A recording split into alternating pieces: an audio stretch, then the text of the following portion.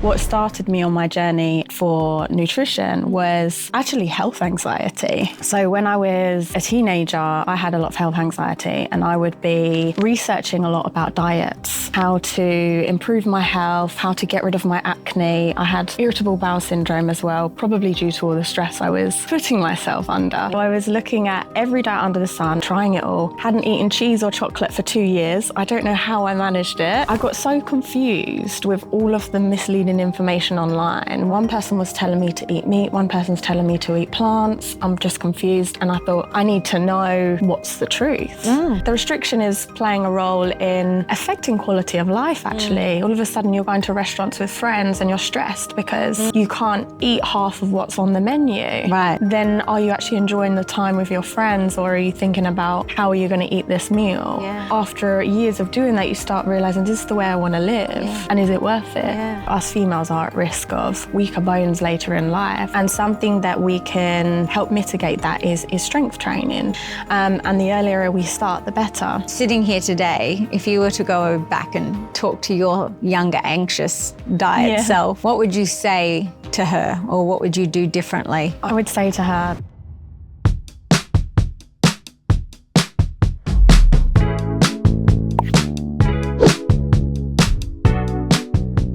Hi, I'm Amy, and this is What's on Your Plate by The Meat Club. Each week, we dive into real conversations about what we eat, why it matters, and how to build a better plate one bite at a time. If you enjoy the show, hit like, subscribe to our YouTube channel, and follow us on Instagram at The Meat Club SG. Let's dive into the episode. Today, we welcome our guest, Els Nutrition from UFIT. Welcome. hi. Hi, Amy. Thank you for coming here today. We actually connected through your Instagram account, if you don't recall, because I remember you had a reel around flexitarianism. And I was like, oh, I get that. That's kind of me, which I love. Tell us a little bit about yourself. Well, I'll start from what I do now. I'm a dietitian and I work for a company called UFIT. So I offer one-to-one nutrition consults and I do a lot of nutrition talks.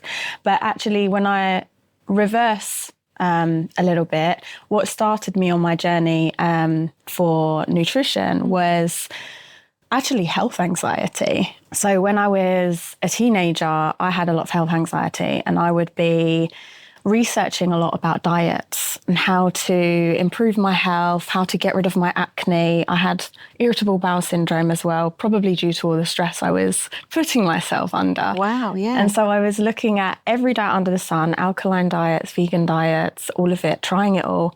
Hadn't eaten cheese or chocolate for 2 years. I don't know how I managed it. As a teenager, I think I could have done anything. Yeah. And I got so confused with all of the misleading information online. One person was telling me to eat meat, one person's telling me to eat plants. I'm just confused. And I thought, I need to know what's the truth.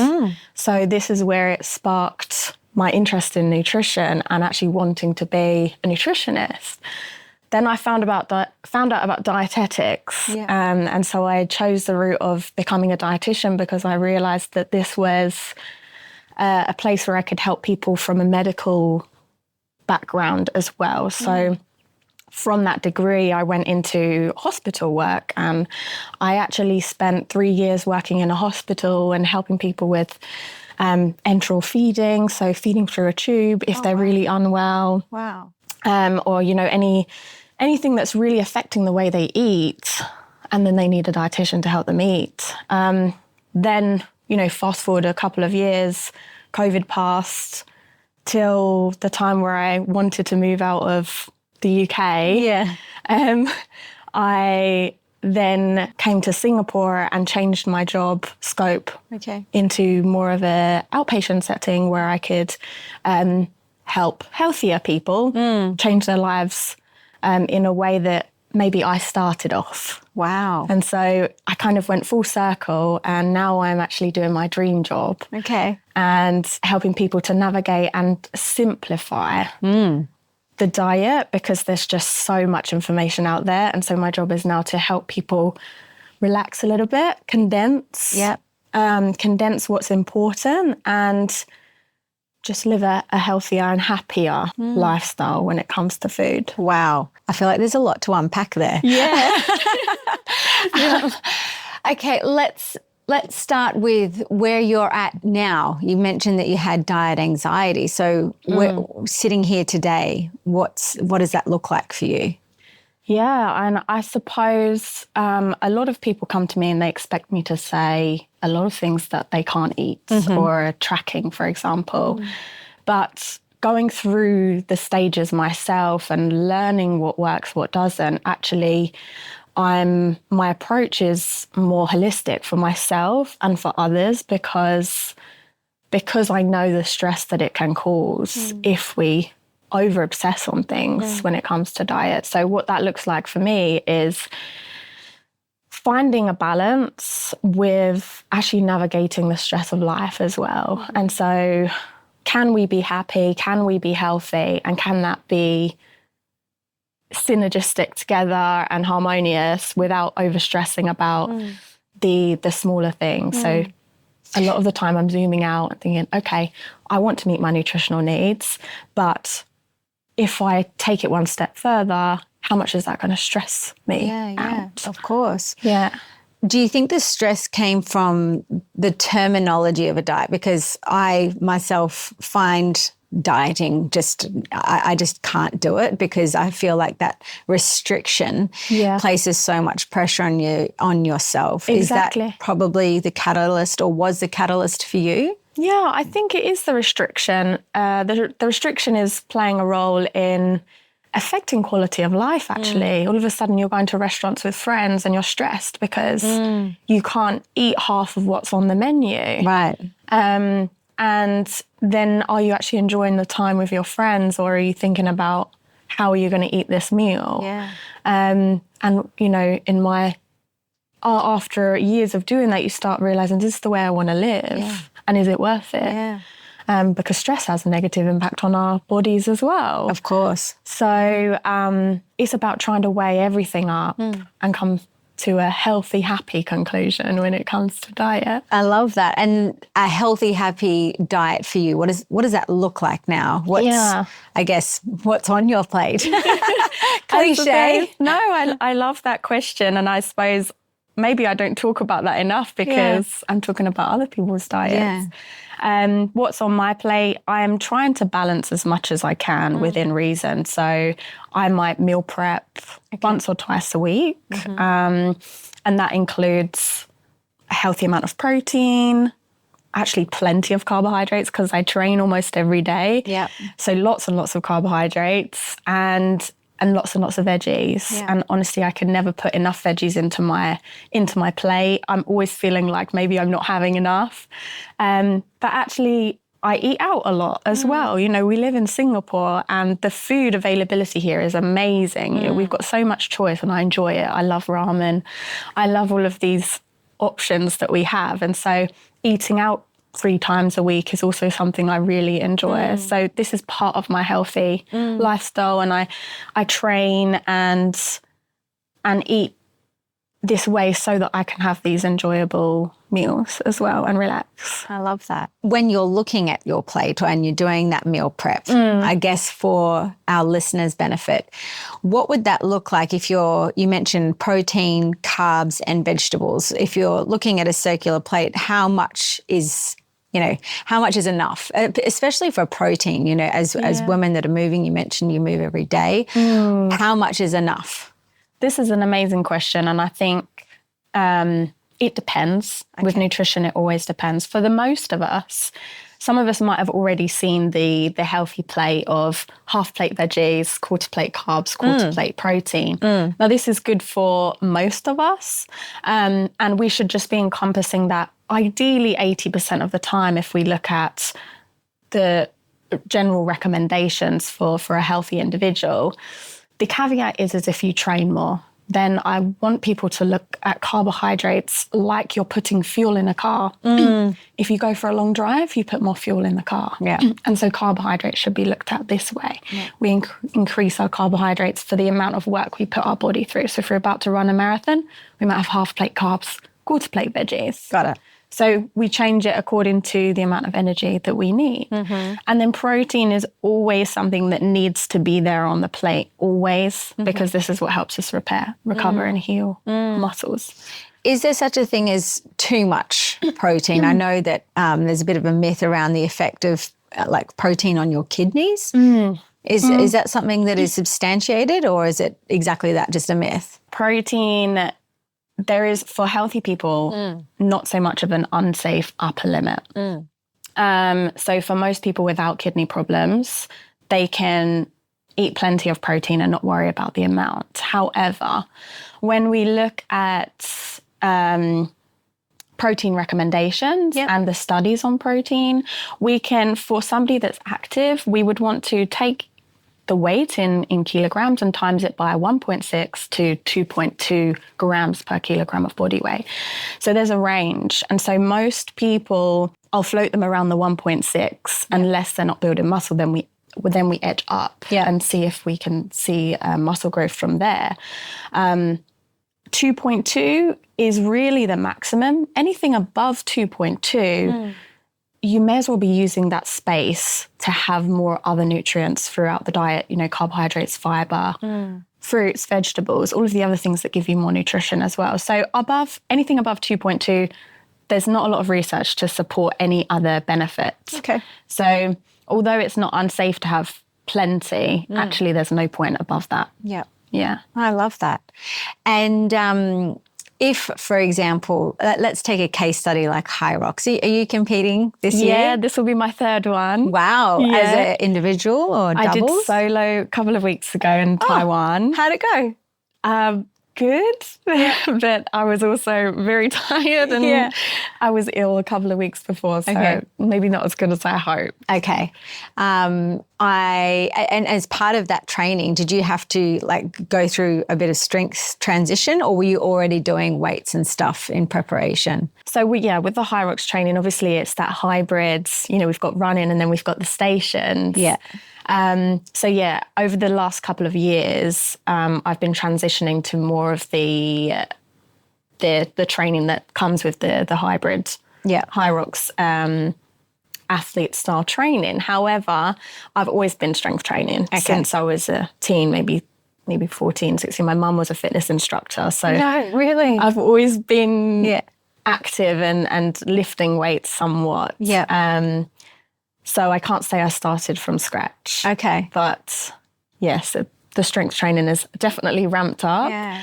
But actually the way it's changed is I've been doing more classes that get my heart rate up, actually. Okay. More cardio. Yeah. Something I wasn't doing before. Running. Okay. Yeah. New to running. Yes. I see. Yeah. It's funny because I'm the opposite. I was, I did a High Rocks last year and really enjoyed the event actually, because I'd very often done endurance competitions prior to that. But the transition for me was actually doing the resistance training. It was the first time during the race that I actually did the sled push and pull, which near killed me. I think my nervous energy got me over the line more than anything else. But I turned 40 this year and I feel embarrassed to admit, but I just never had anyone talking to me about the importance of lifting weights. My sister was also an endurance athlete. She was an Olympian.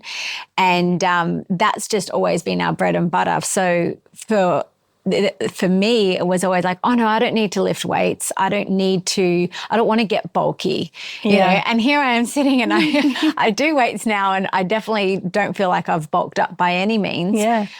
I guess two questions.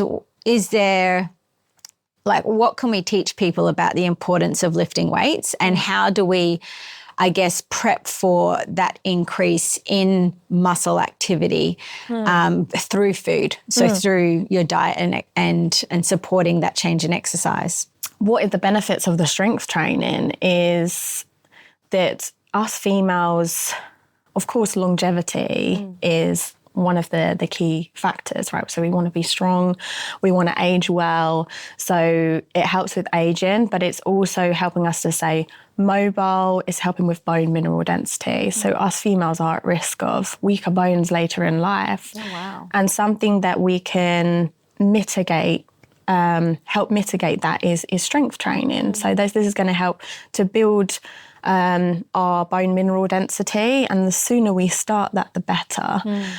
Because as we hit then menopause or perimenopause and we lose estrogen, our bones become much, much weaker, and our bone mineral density really drops. So things we can do to prevent that is strength training. And the earlier we start, the better. Now, when we do start strength training, a lot of the time, we also, like you said, we need to pair this with nutrition to get the best results from it. So even if you didn't change your diet, you'd still benefit from strength training. But actually all that hard work could be optimized if we got your diet right as well. I love that word, optimized. Yeah. So, and again, that's coming back to the plate we spoke about, is, having the carbohydrates on the plate. Many females actually cut out carbohydrates. I did a women's health talk yesterday, and we're talking about carbohydrates a lot because they're demonized. They should be on the plate, and they help us to have energy for our training sessions. And then obviously protein. We need to have enough protein to help us build more cells, heal and recover. And then of course our fiber and our micronutrients is for our immune function, cells, and everything else that comes with needing to regenerate them after we create lots of little tears in our tissues from the exercise. Yeah. So all of the nutrients play a role. And if we're heavily consuming one food group and not the others, we could be missing out on some optimization in those training sessions. Definitely, because all the micronutrients, as you said, come from a diet that exposes you to a wide variety of fruits and veggies and legumes. Yeah. When you talk about carbohydrates, I guess the demonization that you talk about is very much linked to like pasta and rice, and then, as an offshoot of that, pizzas and burgers. When you talk about carbohydrates, what are you looking at? Are you getting carbohydrates from fruit and vegetables? Are you getting it from your traditional sources? What's a better version of it, I guess? Yeah, no, that's a really important question. We can spend a lot of time on that, so I'll try and keep it short. But essentially, coming back to that, zooming out, doesn't matter as long as carbohydrates are on the plate. However, if we have the choice and it's still convenient for us, we would go for whole grains. So quinoa, brown rice, spelt, millet, anything that's more whole grain and has more fiber in it is going to be better for us. Why is that? Because it's digested more slowly. The more fiber that's in that carbohydrate, the lower the glycemic index. So it means that the sugar from the carbohydrate reaches your bloodstream more slowly. It also helps you feel fuller for longer. So it's regulating our blood sugar levels more efficiently if we have a lower glycemic index carbohydrates, so more whole grains, more whole foods. We can still have pasta. Of course, we can still have pasta. We can still have white rice. We can still have more processed foods, but hopefully we're having less of them because we're focusing on more whole grains more often. So it's about everything in moderation, of course. We don't want to overconsume on the refined carbohydrates. I love everything in moderation and making sure that you get a little bit of everything. I think the restriction approach only leads to binge eating and, going for that pot of ice cream or a bar of chocolate at the end of the day where you've tried to be really good and it just hasn't worked. What do you say then, I guess, for people that come to you and they're like, but I really enjoy, some chocolate at the end of the night. Is that permitted? Is it allowed? Yeah. And that, again, it's something I talk about every day, and it's really important that we don't focus on what we should have less of. Actually, we should focus on what we need more of. Generally speaking, if we're over-consuming on carbohydrates or we're over-consuming on sugar, the most common theme I see with that is that we're not fueling ourselves properly throughout the day. So what does that person need to eat more of? Probably more fruits and vegetables, probably more whole grains, and probably more whole proteins and good quality protein, and regularly throughout the day. If we're binging or we're craving sweet things at the end of the day, maybe you haven't actually given yourself enough energy throughout the day from a well-balanced diet. So I will never focus on restriction because it leads into more of the binge restrict cycle. Yeah. And actually we focus on what do you need more of right now and how can we incorporate that? And then if you want your sweet treat at the end of the day, go for it. But hopefully you're feeling satisfied and full enough that that becomes less. Yeah. So I will never say that one food is off the table. It's always about how much are we having of it, and are you having it because you're not giving yourself enough nutrition in other areas, and trying to establish where the shortfall is. It's interesting. I went to a farm, this was some time ago, and it's amazing how intuitive animals are compared to us humans who, are very much ruled by the brain, overruling, the gut and all the other functions that the body has in determining what it is that we eat. And there was a study with some cattle that were given troughs, I think that's the right word to describe it, different trace minerals. So they were all out in a paddock, and this particular farmer knew what was lacking in his grass because the troughs that were depleted from the cows needing those micronutrients. So instinctively, they knew what their body meant. And it's as if we've kind of shut that channel of communication off from ourselves. Do you find that the gut and brain connection, which is pretty taboo now, is that a hot topic for you when you see your clients? And is it a bit of an education piece, or do you feel like everyone's caught up with what that means? It is something that I visit. The gut-brain connection is definitely, we've got more research on it now, although there's still many gaps. But it is an interesting topic, and it's something that we can address. If we don't have a healthy gut microbiome, that could be having a role on our hormone function, our appetite regulation, our immune function, and even our mental well-being. So, there is that very strong link, and there's two-way signaling going on. So the brain is talking to the gut, and the gut is talking to the brain. And so, of course, that's something that we address, and we can do things to optimize that through the diet, talking about gut health and ensuring that we're having variety, ensure that we're having more whole foods, quality foods, moving away from processed foods. We know that this helps with a healthy gut microbiome, which in turn is going to help us with all of those things. So, it's definitely something I come across more often.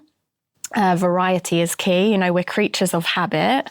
A lot of us, even in Singapore, we're going for like these convenient options. Maybe we go to like a salad bar, for example, and we're choosing the same toppings all of the time. We choose the same order every time.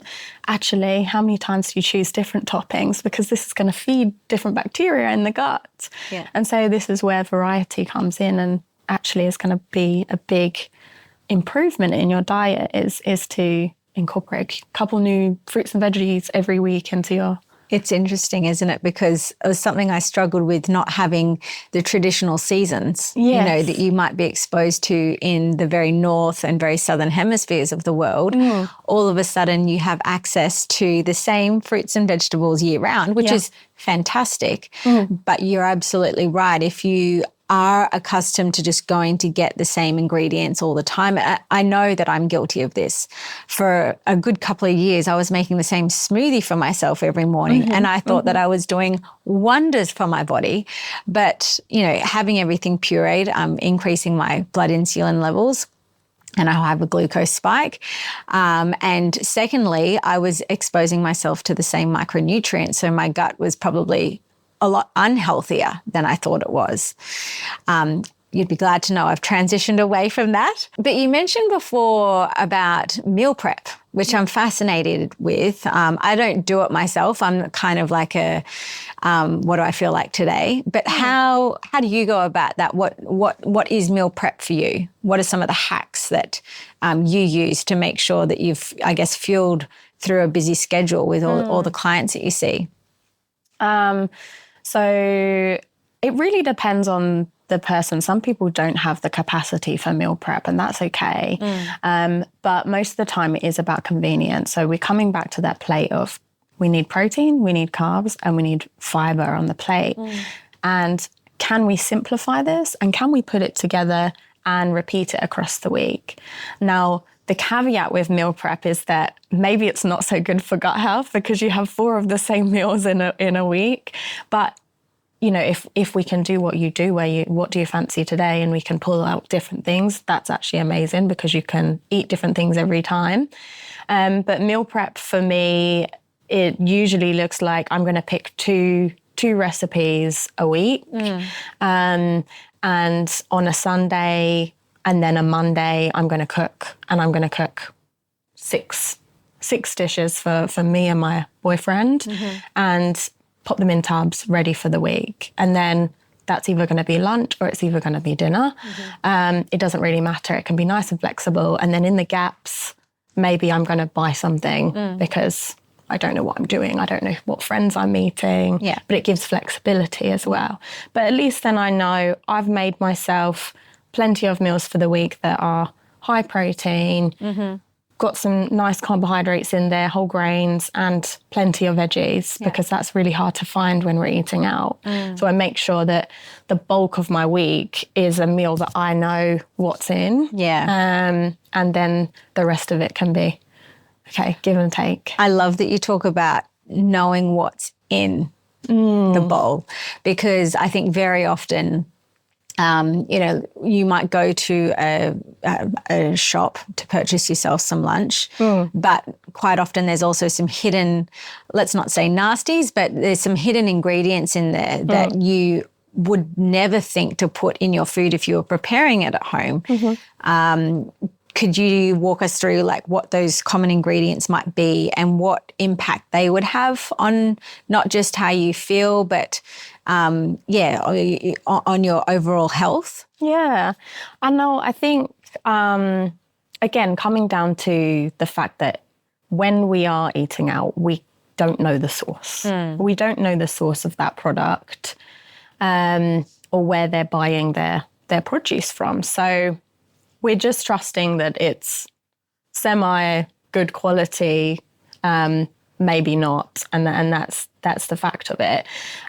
So we don't know what's inside. Now, without going into details on sort of suppliers and things like this, it's more on how much oil is being cooked with this dish. If you eat out, one, it's not, unless you're going for a salad, it's not going to be portioned how is great for us. It's going to be heavy carbs, maybe not enough protein. And then to make it taste amazing, we've got really lots of salt in there, lots of sodium. You know, the Singapore diet is very high in sodium, and there's lots and lots of oil in the food. And we don't know how much oil has been used in that dish. So I don't like talking about calories, but it's good to know that the most calorie dense food we have is oil. You know, for 12 grams of food, which is just a tablespoon of oil, it's 120 calories. Wow. So hang on, what's 120 calories? I also don't know calories. Okay. So for example, maybe you or I could survive on 1,800 calories, something like this, 18 to 2,000 calories. Okay.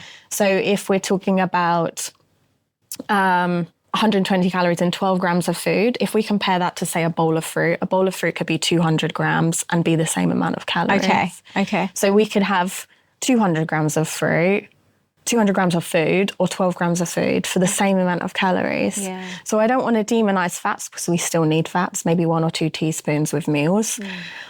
But if we're over-consuming and we don't know how much we're over-consuming, we could be having fairly small meals, but still going over the amount of energy we need or the amount of energy we're burning in a day, and not understanding why our body composition is not responding the way we want it to. And so this is where the caveat of eating out comes in, is that we don't know how it's prepared and we don't know what else is going in that meal to change the nutritional composition. So when we prep at home, we know what's gone in there. Even if you're not measuring everything, you know you've put a pinch of salt, maybe no salt, nice herbs and spices, and then you're not using much oil, hopefully, with your cooking, or using like a spray bottle, and then you know what oil you're using, and then we can rest assured more that the week is, half of the week is actually food you know. Food you know what's in there. Yeah. You mentioned before the local diet and body composition. And I understand that in Asia especially, that there's a lot more visceral fat due to diet. Is that something that you see in your patients in the clinic? Yes. Maybe explain what visceral fat is, yes. because you're going to be better at that than me. So visceral fat is the fat around our organs. So it can be the unseen fat. So, you know, somebody can appear to be a healthy weight, but actually there might be a lot of visceral fat, which is increasing our risk of metabolic conditions, heart disease, type 2 diabetes. And so we do want to try and reduce our visceral fat level. Now, we do have things like in-body scales and things like this to help us measure, but I always say with data, we don't absolutely know what that number is, but it gives us an indication as to where this person might be. And yes, if somebody is eating a carb-heavy diet, low protein and not many veggies, more often than not, we will see that on the body composition. So diet does play a big role along with physical activity. So the two go hand in hand. And then, of course, you can see who's been active, who's been having a more balanced diet compared to those that maybe haven't been prioritizing that in their life.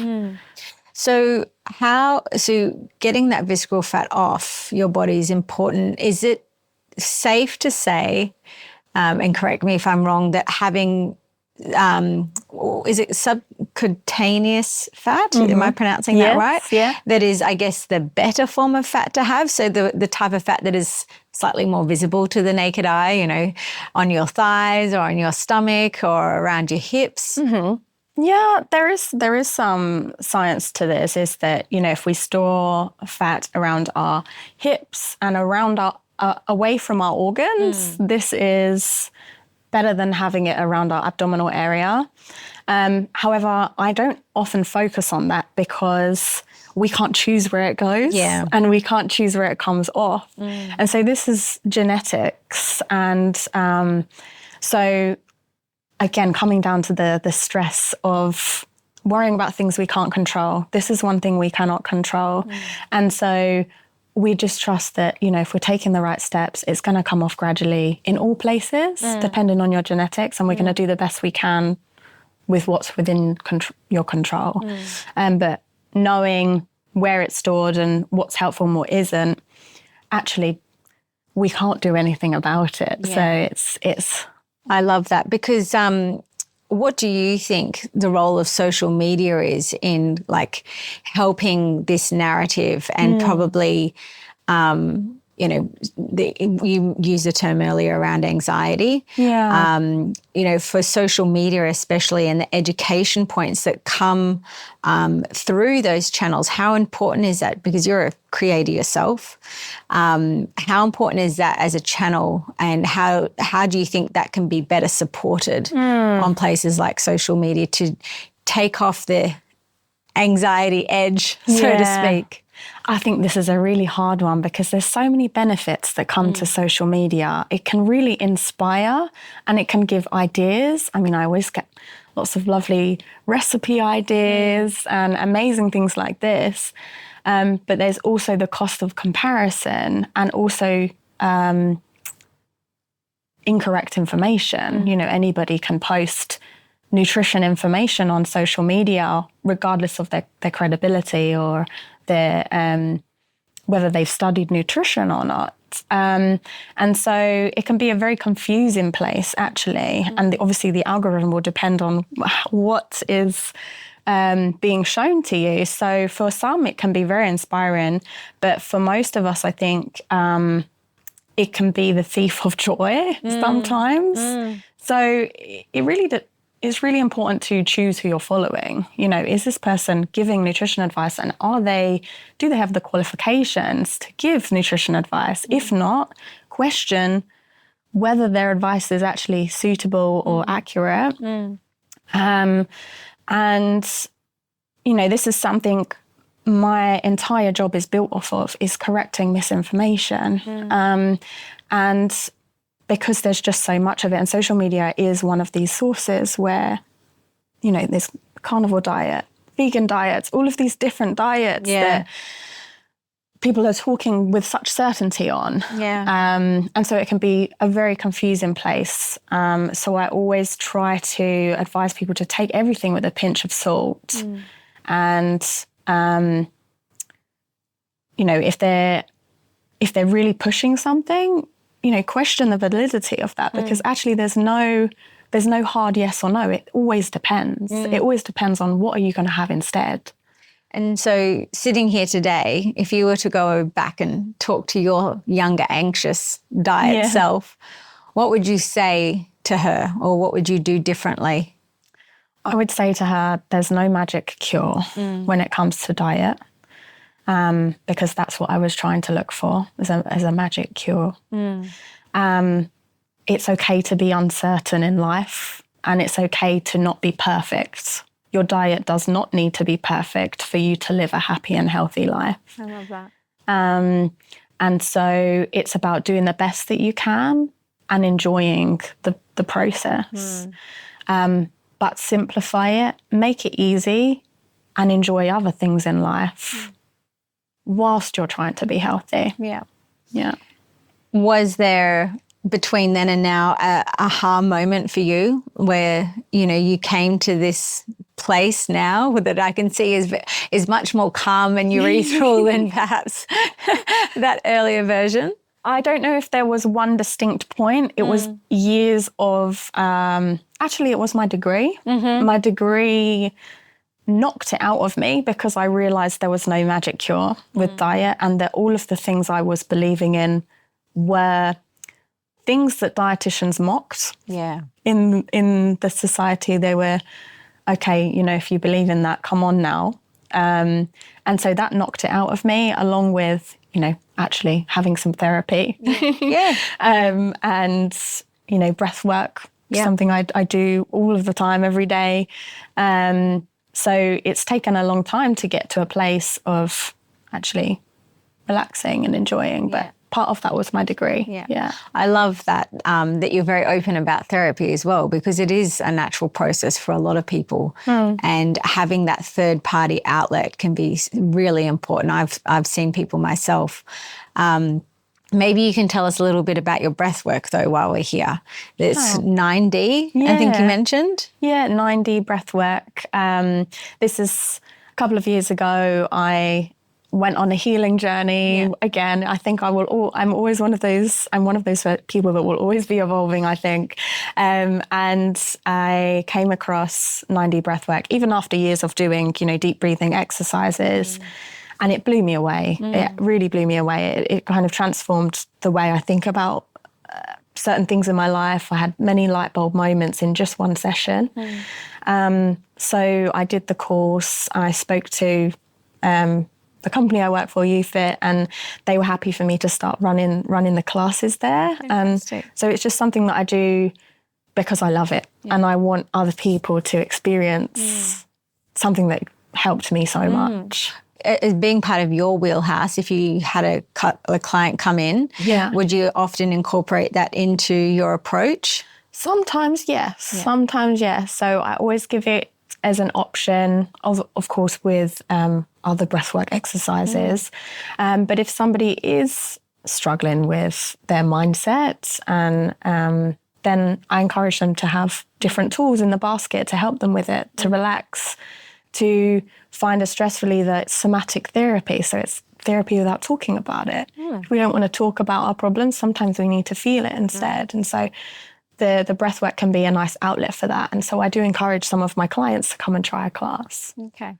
Yeah. This is probably a lot longer topic than I'm going to give it granted for, but is there something to be said about, a protein from an animal versus, a protein in a supplement form, be it a powder or a bar?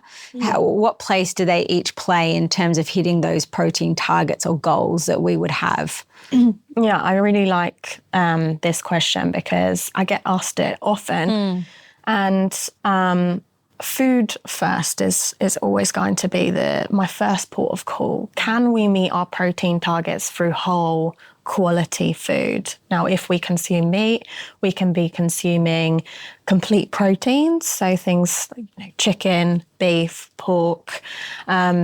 These have all 9 essential amino acids. And then actually combining this with plant-based protein sources as well is amazing. So we can have quinoa, chickpeas, beans, lentils, tofu, tempeh. We can combine that with a meat-based diet as well and get lots of variety and fiber. If we are vegetarian, of course, we need to have higher volumes of these foods to hit our protein targets. And this is maybe where I would be more likely to advise a protein supplement because it can be harder to hit our protein requirements with this. Also, the bioavailability of the protein in vegetarian products is not so high, so we actually need to increase it further to hit the target. So it's not impossible, it's just a little bit harder. So whole foods is always the first port of call because there's lots and lots of other nutrients in there that are going to be good for us. B12, iron, from seafood we've got omega-3. So there's other things at play. But supplements still have a place. And so we can absolutely lean on them if we have no time, it's convenient, and we're really struggling to meet those protein targets with food alone. And so this is where I'll recommend maybe a whey protein powder or a protein bar. And I often get the question of, are protein bars bad for me? And the answer is that it always depends. What are you going to have instead is my question, because if it's a chocolate bar or ice cream, of course the protein bar would be a better option because you'll get protein with that. But if it is 2 eggs and a piece of fruit, I'm going to choose the eggs and piece of fruit because that's whole food.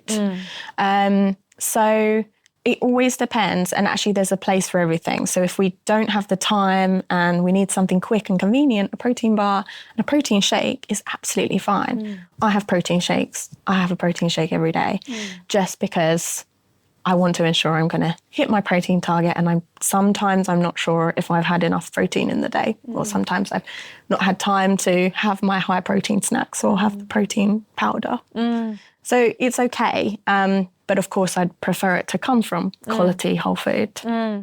I love the word whole food because I think it's a term that resonates so easily, even to a younger generation like my kids, where you make the analogy of it, has it come from the earth, or has it come from, a potential manufacturing plant? Thank you so much for joining. Before you do go, a closing question is, you've got an option to put 3 products in your Meat Club delivery bag. What are they? So I would most likely do the seafood bundle and a meat bundle. I like the bundles because I get decision fatigue a lot, so the bundles just do it all for me. And then, of course, you've got the different varieties of meat in there, so that's good for the micronutrients. And then I would probably bolt on one of the protein bars because I'm also a girl that likes convenience too. So, these are the products. And I think I tried the seafood bundle in the past and I loved it. Amazing. So I definitely have that again. Well, thank you, Els. And before you do go, how do our listeners find you? If they were to come and have an appointment, how do we do that? So you can find me on Instagram, as you said, on Els Nutrition, or on TikTok as well. And you can DM me there. Otherwise, I can also provide an email that you can send out if people reach out. Yeah, please, we'll do. All right. Well, thank you so much for tuning in to What is on Your Plate. If you enjoyed today's episode, give us a like, leave a comment, and subscribe to our YouTube for more content like this. And if you're ready to fill your plate with clean, quality produce, please check out themeatclub.com.sg. We deliver straight to your door so you can eat well every day. See you on the next episode.